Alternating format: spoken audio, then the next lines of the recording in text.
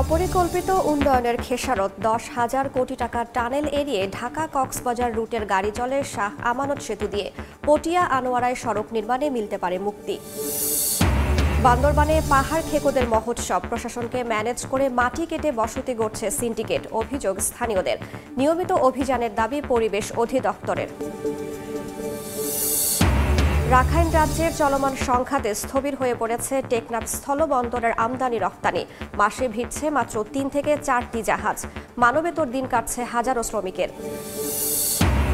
এবং 3 বছর ধরে সর্বোচ্চ পর্বতশৃঙ্গ কেওক্রাডং ঘিরে নেই পর্যটকের আনাগোনা। বান্দরবানে ভ্রমণ নিষেধাজ্ঞাই কারণ, কয়েকশো মাচাং ঘর ও রিসোর্ট পরিত্যক্ত।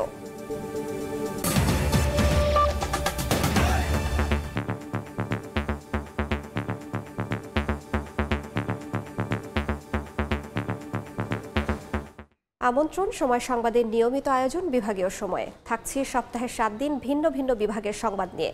আজ থাকছে চট্টগ্রাম বিভাগ, সঙ্গে আছে আমি রাইসা জান্নাত। অপরিকল্পিত উন্নয়নের 10,000 কোটি টাকার টানেল যানবাহন শূন্য থাকলেও শাহ আমানত সেতুতে সৃষ্টি হচ্ছে অসহনীয় যানজট। ঢাকা কক্সবাজার রুটের সব গাড়ি টানেল এড়িয়ে এই পথ ব্যবহার করায় যানজট পরিস্থিতি ভয়ঙ্কর হয়ে উঠছে। পটিয়া ও আনোয়ারা থেকে নতুন সড়ক নির্মাণ করে চলাচল পতেঙ্গামুখী করা না গেলে যানজট সামাল দেওয়া সম্ভব নয় বলে মত বিশেষজ্ঞের। শাখাউদ্দিপুর ক্যামেরায় কমলদের রিপোর্ট। নগরীর যানজট নিরসনে কর্ণফুলী নদীর তলদেশ দিয়ে 10,000 কোটি টাকা খরচ করে তৈরি করা হয়েছে এই টানেল। কথা ছিল দৈনিক এই টানেল দিয়ে গাড়ি চলাচল করবে 18,500, চলছে 4,000-এরও কম। টোল কমিয়ে ফেলে মানুষকে যদি উৎসাহিত করা যায় এবং অন্য লিঙ্কগুলিতে কমপ্লিট করা যায়, তাহলে আমাদের হয়তো মনে হয় যে আমাদের টার্গেটের 60-70% পর্যন্ত আমরা 2-4-5 বছরের মধ্যে আমরা পৌঁছাতে পারবো। বন্দরনগরী চট্টগ্রামের প্রবেশ মুখ শাহ আমানত সেতু মূলত পর্যটন নগরী কক্সবাজার, বন্দরনগরী চট্টগ্রামকে রাজধানী ঢাকার সাথে যুক্ত করেছে এই সেতু। টানেল এড়িয়ে সমস্ত যানবাহন চলে যাচ্ছে এই সেতু দিয়ে, আর এর ফলে প্রতিনিয়ত এখানে সৃষ্টি হচ্ছে তীব্র যানজটের।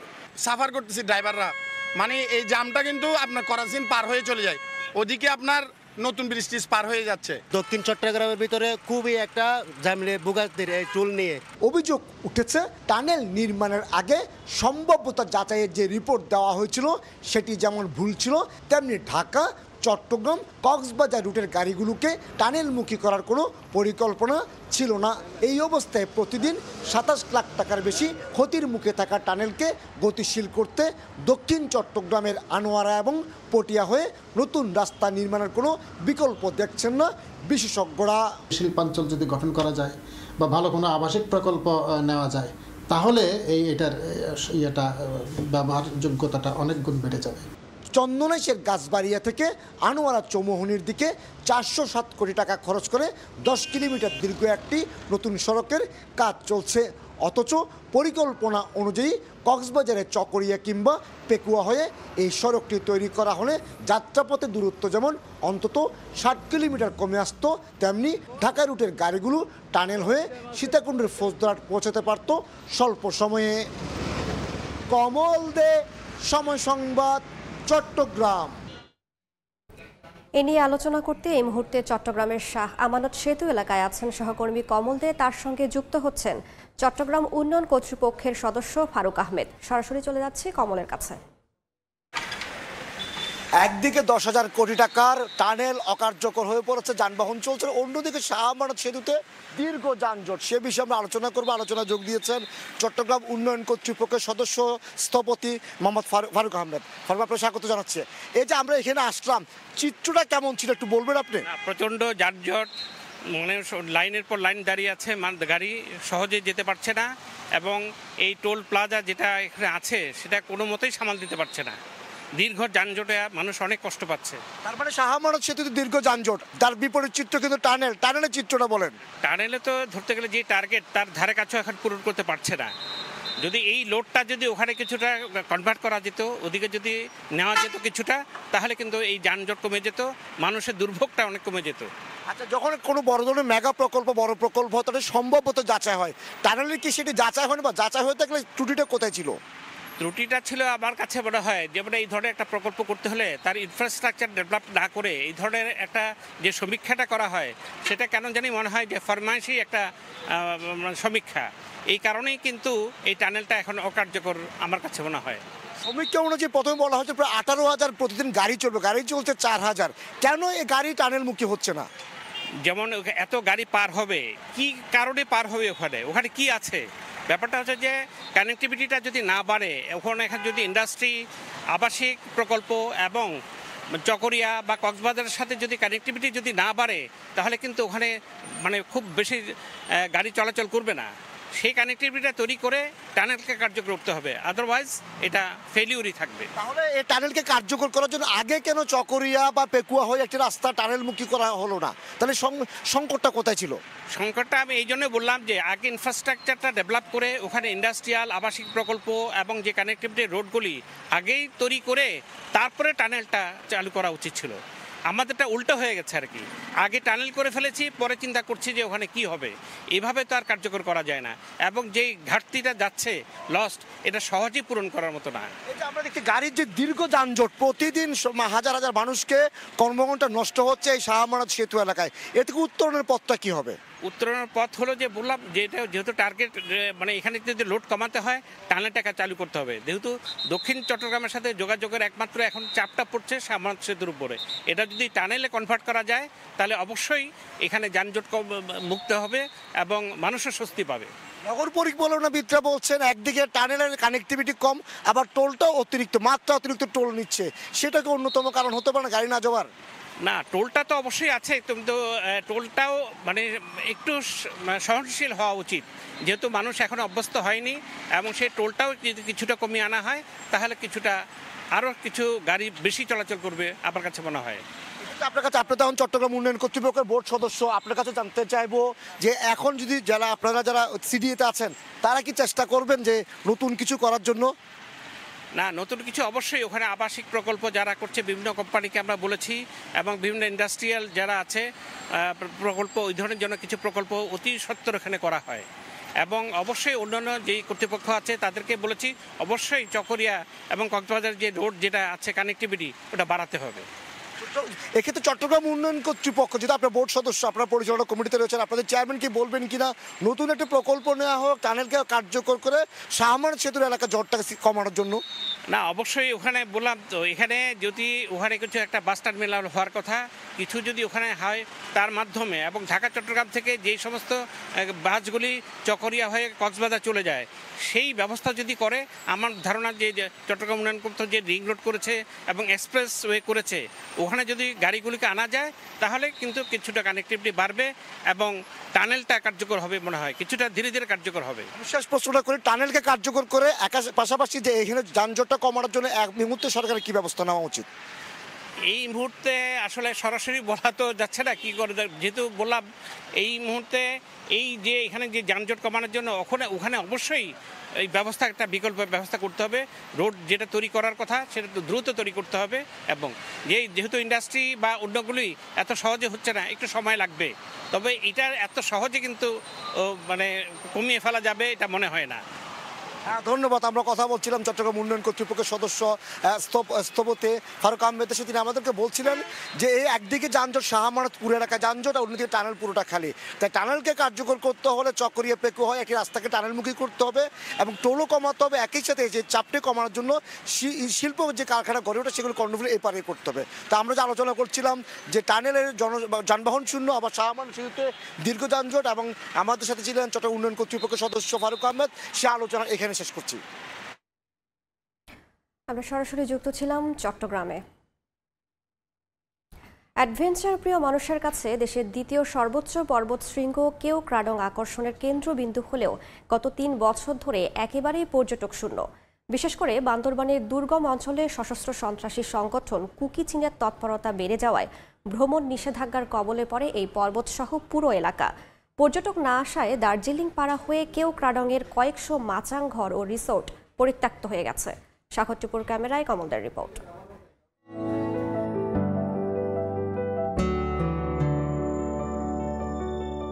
দেশের দ্বিতীয় সর্বোচ্চ পর্বত শৃঙ্গ বান্দরবানের কেওক্রাডং সমুদ্রপৃষ্ঠ থেকে, যার উচ্চতা ৩,২50 ফুট। আর এই দুর্গম পাহাড়ে আসার জন্য ইতিমধ্যে সীমান্ত সড়কের আওতায় পাকা সড়ক করে দিয়েছে বাংলাদেশ সেনাবাহিনী।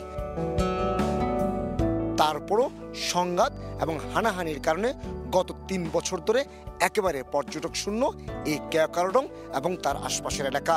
আর এর ফলে পর্যটন সংশ্লিষ্ট শত শত পাহাড়ি বেকার হয়ে পড়েছে, বিপর্যস্ত হয়ে পড়েছে এখানকার জনজীবন। বিশেষ করে কেওক্রাডং এবং তার আশপাশে কয়েকশো কটেজ এখন একেবারে পরিত্যক্ত। বেকার অবস্থা রয়েছে ৩০০-র বেশি ট্যুর গাইড। স্বাভাবিক সময়ে বান্দরবন থেকে প্রতিদিন ৩০০-র বেশি যাত্রীবাহী বাস পর্যটকদের নিয়ে আসতো এই কেওক্রাডং, কিন্তু কুকিচিলের সন্ত্রাস, হুমকি এবং লাগাতার হামলার মুখে এই পর্যটক শূন্য হয়ে পড়েছে পুরো এলাকা। আর এর ফলে পাহাড়িতে যে দোকানপাটগুলো ছিল সেগুলোও বন্ধ হয়ে গেছে। তারা কাজ হারিয়ে কেউ দিনমজুর, কেউ বা বেকার জীবনযাপন করছে। বিপর্যস্ত অবস্থার এখানকার জনজীবন। মাইলের পর মাইল যেসব কটেজ রয়েছে সেগুলি এখন খা খা করছে। তবে স্থানীয়রা আশা করছেন আবারও শান্তিপূর্ণ অবস্থান নিয়ে পাহাড়ি বাঙালি থাকবে এবং একই সাথে পর্যটকদের পদবারে মুখরিত হয়ে পড়বে দ্বিতীয় পর্বতশৃঙ্গ এই কেওক্রাডং।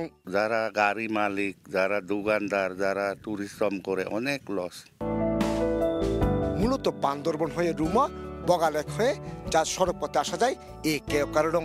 আর উন্নত সড়ক ব্যবস্থার কারণে মাত্র 1 মিনিটে উঠা যায় কেওক্রাডংয়ের সর্বোচ্চ চূড়ায়। বান্দরবনের কেওক্রাডং থেকে কমল দে, সময় সংবাদ। বান্দরবানে পাহাড় খেকোদের থামানোর যেন কেউ নেই। যেখানে সেখানে নানা অজুহাতে চলছে পাহাড় কাটার মহোৎসব। ধ্বংস হচ্ছে প্রাণ প্রকৃতি, গড়ে তোলা হচ্ছে বসতিসহ নানা স্থাপনা। স্থানীয়দের অভিযোগ, পরিবেশ অধিদপ্তর ও প্রশাসনকে ম্যানেজ করে পাহাড় কাটছে সিন্ডিকেট। জড়িতদের আইনের আওতায় আনার চেষ্টা চলছে বলে জানিয়েছে পরিবেশ অধিদপ্তর। সোহেল কান্তি নাথের ক্যামেরায় বিস্তারিত এনে জাকিরের রিপোর্টে। এক্সকাভেটর দিয়ে দিনরাত অবাধে চলছে পাহাড় কাটা। পাহাড়ের পাদদেশ সমতল করে সেখানে গড়ে তোলা হচ্ছে বসতি, নির্মাণ করা হচ্ছে নানা স্থাপনা। বান্দরবান জেলা শহরের পালাঘাটা, কালাঘাটা, বনরূপা, সিদ্দিকনগর, সুয়ালক, টঙ্কাবতী সহ বিভিন্ন এলাকায় দেখা মেলে এই চিত্র। এতে প্রতিনিয়তই ধ্বংস হচ্ছে পার্বত্য জেলার প্রাণ প্রকৃতি।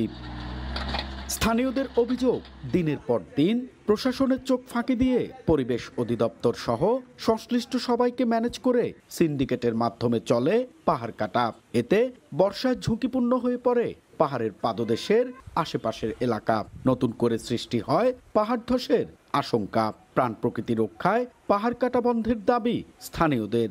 অনুমতিবিহীন তারা কাটতেছে, তারা কাউকে কোনো তোয়াক্কার করতেছে না। বৃষ্টি ফলে তাই তো মারি গায়ের উপরে পড়বে, এগুলো তো রিক্সের উপরে না। যারা পাহাড় কাটে তাদেরকে আইনের আওতায় আনা হোক। পাহাড় খেকুদের আইনের আওতায় আনতে নিয়মিত অভিযান চলছে বলে জানিয়েছে পরিবেশ অধিদপ্তর। সম্প্রতি সময় যেসব জায়গায় পাহাড় কর্তন দেখা যাচ্ছে সেসব জায়গায় আমরা প্রত্যেকটা জায়গায় ভিজিট করেছি। তাদের বিরুদ্ধে অনুসন্ধান চলতেছে এবং তাদের বিরুদ্ধে নিয়মিত এনফোর্সমেন্ট মামলা প্রক্রিয়াধীন রয়েছে এবং যে সিন্ডিকেটগুলো রয়েছে তাদেরকে আমরা শনাক্ত করার চেষ্টা করতেছি। শনাক্ত করার পরে তাদের বিরুদ্ধে যথাযথ ব্যবস্থা নেব যাতে পরবর্তী তারা এই ধরনের কাজ করতে না পারে। গত 1 বছরে বান্দরবানে পাহাড় কাটার দায়ে জড়িতদের বিরুদ্ধে ৭২টি মামলা করেছে পরিবেশ অধিদপ্তর।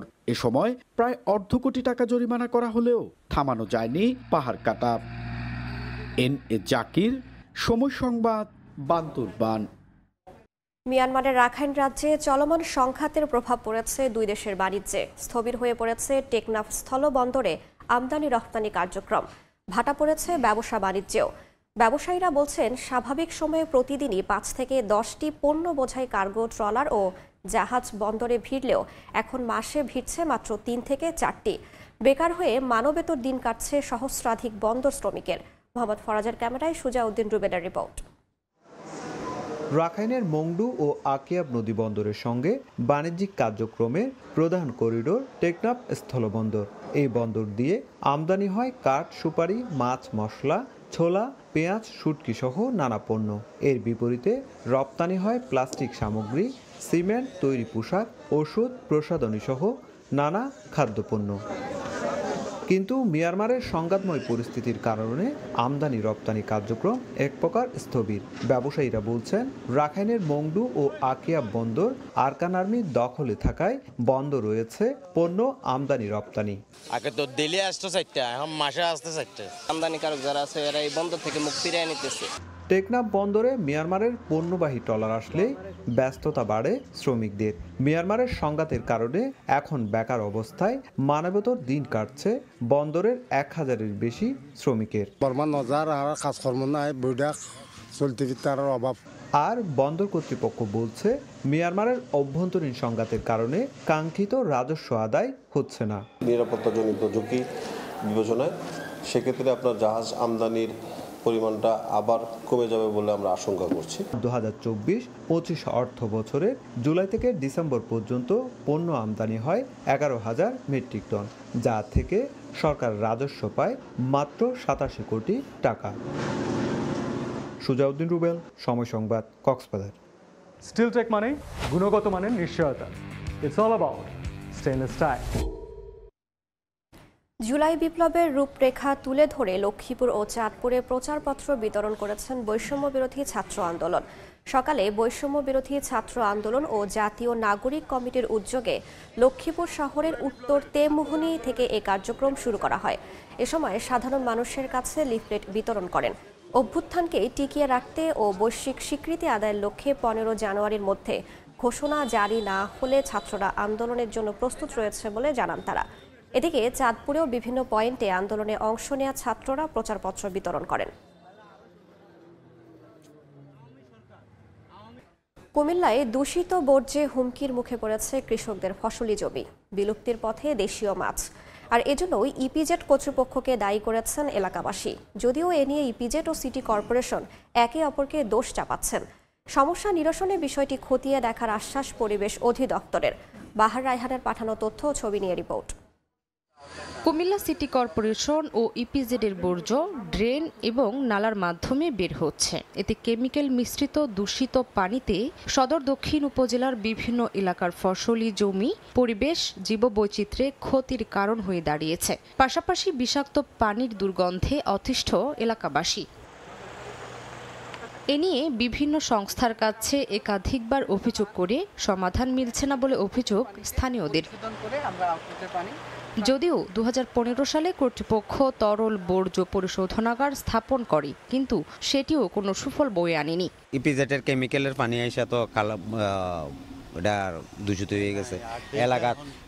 এলাকাত ফসল হইতে পারে না, মানুষের ক্ষয়ক্ষতি হচ্ছে, গন্ধবাস হচ্ছে, এটা নিষ্কাশন হচ্ছে না। চারটাখালী ইপিজেডের, মেডিকেলের এবং কুমিল্লা শহরের সব ময়লা আবর্জনা ওরা আমাদেরকে সব ডাইলা দিছে।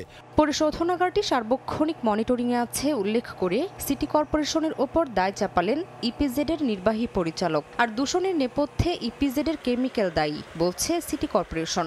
আমরা সর্বাত্মক প্রচেষ্টা চালাচ্ছি যাতে এটা পরিবেশ বান্ধব হয় এবং এটার যে পানিটা বের হয় এটা যাতে কোনো বাইরে কৃষকদের এবং জমিতে কোনো ক্ষতিগ্রস্ত না হয়। এটার যে ময়লা যে ড্রেন দিয়ে যায়, ড্রেন দিয়ে যাওয়ার পর এটা যে পলিউশনটা করে, সেই পলিউশনে যদি কেউ বিঘ্নিত হইতো তাহলে কিন্তু শুধুমাত্র ইপিজেডের দক্ষিণ অংশের লোক না, এখানে যে কটা খাল আছে প্রত্যেকটা খালের সামনের লোকে এসে আপনাদেরকে বলতো যে আমরা থাকতে পারতেছি না, আমাদের সমস্যা হচ্ছে। গাফিলতি পেলে ব্যবস্থা নেওয়ার আশ্বাস পরিবেশ অধিদপ্তরের। যে চারটা খালের মাধ্যমে যে শহরের যে তরল বর্জ্যগুলা বের হচ্ছে, এই তরল বর্জ্যগুলো পরিশোধনের জন্য আমি মনে করি এসটিপি বসানো দরকার। সোয়ারেজ ট্রিটমেন্ট প্ল্যান বসানো হলে মানুষ যে সমস্যার মধ্যে আছে এই সমস্যা থেকে পরিত্রাণ পাবে। 267.46 একর জায়গায় 2000 সালের 15 জুলাই কার্যক্রম শুরু করে কুমিল্লা ইপিজেড। সাধারণ মানুষের স্বাস্থ্য সুরক্ষা সহ ফসল ও জীববৈচিত্র্য রক্ষায় আরও সচেতন হবেন সংশ্লিষ্টরা, এমন প্রত্যাশা নগরীর সচেতন মহলের। সময় সংবাদ, কুমিল্লা। অবৈধভাবে বাংলাদেশে অনুপ্রবেশকালে 58 রোহিঙ্গাকে আটক করা হয়েছে। গোপন সংবাদের ভিত্তিতে ভোরে বান্দরবানের আলীকদম উপজেলার বুচিতং সীমান্তে অভিযান চালায় বিজিবি। এ সময় একটি ট্রাক, প্রাইভেট কার ও কয়েকটি মোটর সাইকেলে করে বাংলাদেশে প্রবেশ করা 58 জন রোহিঙ্গাকে আটক করা হয়। তাদের সহযোগিতার জন্য 5 বাংলাদেশিকে আটকের পর সংশ্লিষ্ট আইনে মামলা দিয়ে আলীকদম থানায় হস্তান্তর করা হয়। আর রোহিঙ্গাদের পুশব্যাক করার আশ্বাস দেওয়া হয় বিজিবির পক্ষ থেকে। দীর্ঘদিন ধরে সংস্কার না হওয়ায় লক্ষ্মীপুরের রামগঞ্জ মুজাফফরগঞ্জ সড়কের বেহাল দশা। বেশিরভাগ স্থানেই কার্পেটিং উঠে সৃষ্টি হয়েছে বড় বড় গর্তের। প্রায়ই ঘটছে দুর্ঘটনা। ঝুঁকি নিয়েই যাতায়াত করছেন এলাকাবাসী। শিগগিরই সংস্কারের আশ্বাস সড়ক ও জনপথ বিভাগের। মাঝারুল আনোয়ার টিপুর রিপোর্ট।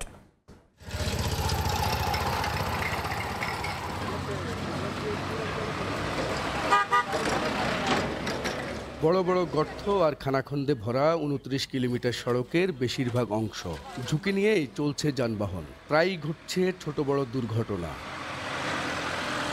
লক্ষ্মীপুরের রামগঞ্জ থেকে সিতুসি হয়ে কুমিল্লার লাকসাম উপজেলার মুজাফফরগঞ্জ পর্যন্ত এই সড়কে গত 17 বছরে কোনো সংস্কার কাজ হয়নি। এতে যান চলাচলে অনুপযোগী হয়ে পড়েছে এই সড়কটি। অথচ পাশের জেলার চাঁদপুরে শাহরাস্তি ও কুমিল্লায় যেতে সবচেয়ে সহজতম মাধ্যম এই সড়কটি।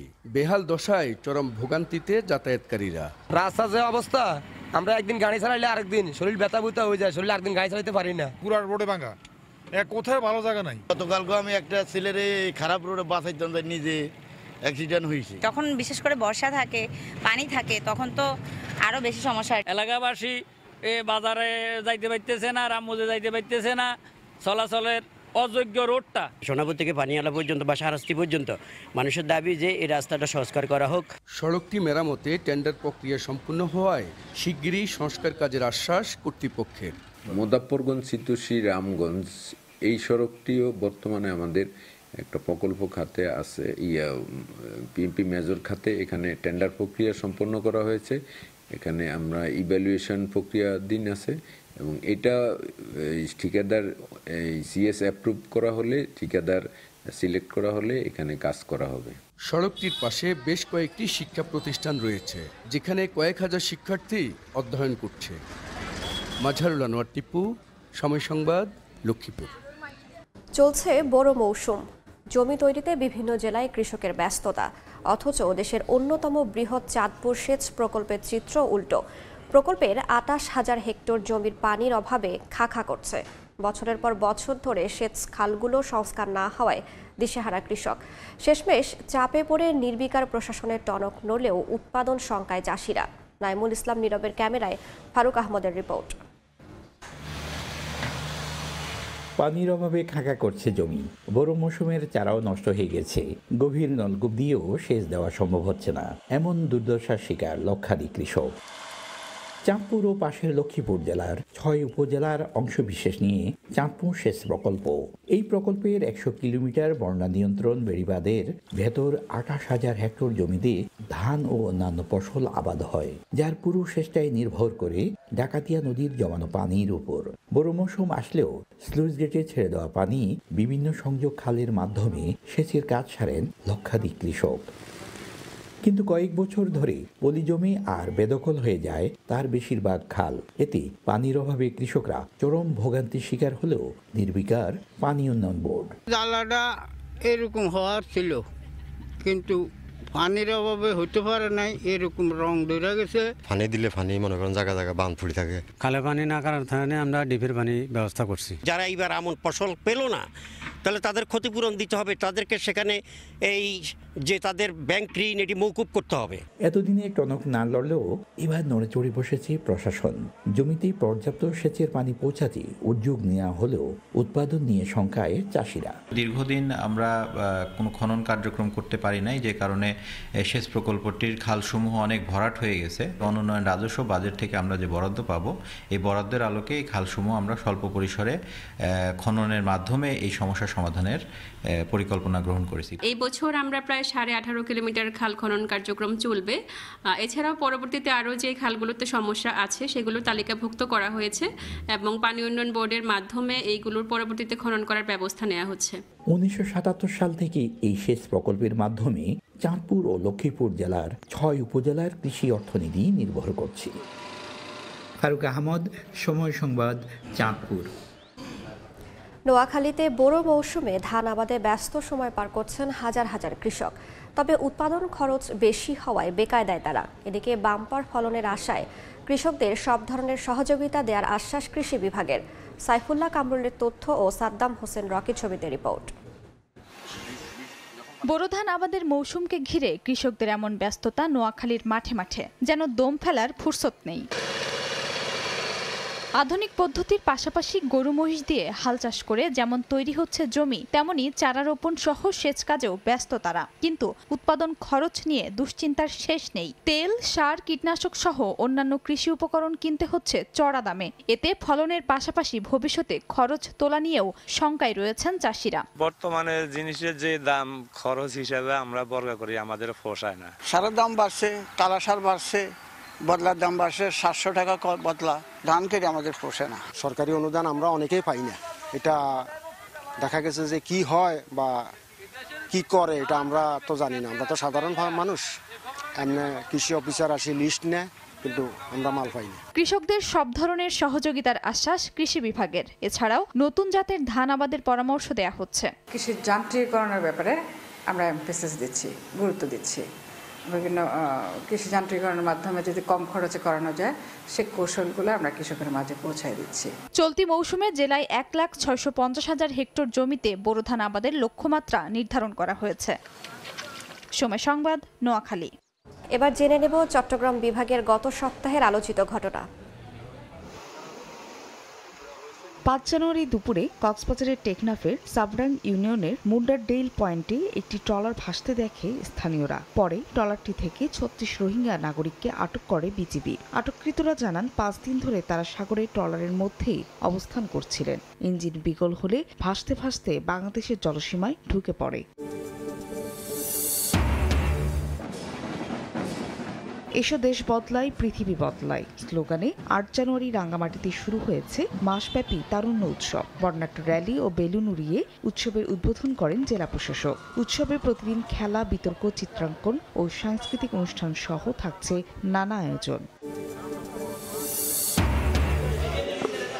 সম্প্রতি চট্টগ্রাম আদালতের বারান্দা থেকে ২,০০০ মামলার নথি গায়েব হয়। এ ঘটনায় আদালতে সরকারি কৌঁসুলি কোতোয়ালি থানায় জিডি করলে সিসিটিভি ফুটেজ দেখে রাসেল নামে এক চা দোকানদারকে আটক করে পুলিশ। পরে তার দেওয়া তথ্যে এক ভাঙ্গারির দোকান থেকে গায়েব হওয়া নথির মধ্যে ৯টি বস্তা উদ্ধার করে। ৯ জানুয়ারি পুলিশ জানায় অপ্রয়োজনীয় কাগজ মনে করে এসব নথি সরিয়ে বিক্রি করেছিল রাসেল। বিভাগীয় সময়ের শীর্ষ সংবাদগুলো জানিয়ে দিচ্ছি আরেকবার। অপরিকল্পিত উন্নয়নের খেসারত ১০,০০০ কোটি টাকার টানেল এড়িয়ে ঢাকা কক্সবাজার রুটের গাড়ি চলে শাহ আমানত সেতু দিয়ে। পটিয়া আনোয়ারায় সড়ক নির্মাণে মিলতে পারে মুক্তি। বান্দরবানে পাহাড় খেকোদের মহোৎসব, প্রশাসনকে ম্যানেজ করে মাটি কেটে বসতি গড়ছে সিন্ডিকেট। অভিযোগ স্থানীয়দের। নিয়মিত অভিযানের দাবি পরিবেশ অধিদপ্তরের। এবং রাখাইন রাজ্যের চলমান সংঘাতে স্থবির হয়ে পড়েছে টেকনাফ স্থলবন্দরের আমদানি রপ্তানি। মাসে ভিড়ছে মাত্র ৩ থেকে ৪টি জাহাজ। মানবেতর দিন কাটছে হাজারো শ্রমিকের। এই ছিল বিভাগীয় সময়। আগামীকাল থাকবো সিলেট ও ময়মনসিংহ বিভাগের আয়োজন নিয়ে। সঙ্গেই থাকুন সময়।